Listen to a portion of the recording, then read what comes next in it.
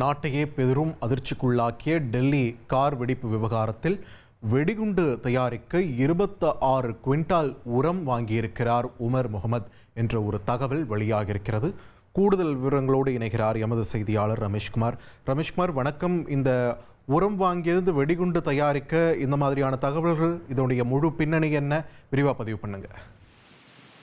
டெல்லி செங்கோட்டை அருகே நேற்று முன்தினம் நடைபெற்ற கார் வெடிப்பு சம்பவம் நாட்டை உலுக்கியிருக்கும் நிலையில் இந்த சம்பவம் ஒரு தீவிரவாத செயல் என மத்திய அரசே அதிகாரப்பூர்வமாக தெரிவித்திருக்கிறது.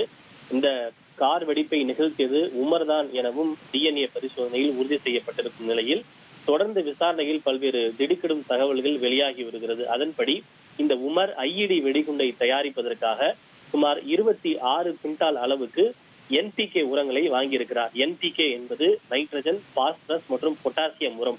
இந்த NPK உரம் விவசாயத்திற்காக விவசாயிகளால் அதிக அளவு பயன்படுத்தக்கூடிய உரம் என்பது குறிப்பிடத்தக்கது. இதனை மத்திய அரசே விவசாயிகளுக்காக மானிய விலையில் வழங்கி வருவதும் குறிப்பிடத்தக்கது.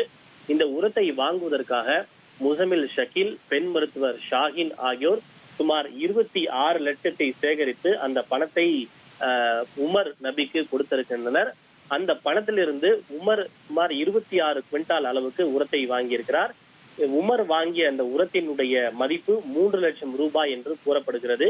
எஞ்சியுள்ள பணத்தை உமர் என்ன செய்தார் என்பது தெரியவில்லை. ஆனால் இந்த பணம் கொடுக்கல் வாங்கல் தொடர்பாக உமர் மற்றும் முசமில் ஷாக்கீல் ஆகியோருக்கிடையே வாக்குவாதம் ஏற்பட்டதாக கூட காவல்துறை விசாரணைகள் தற்போது வரை தெரிவிக்கின்றன.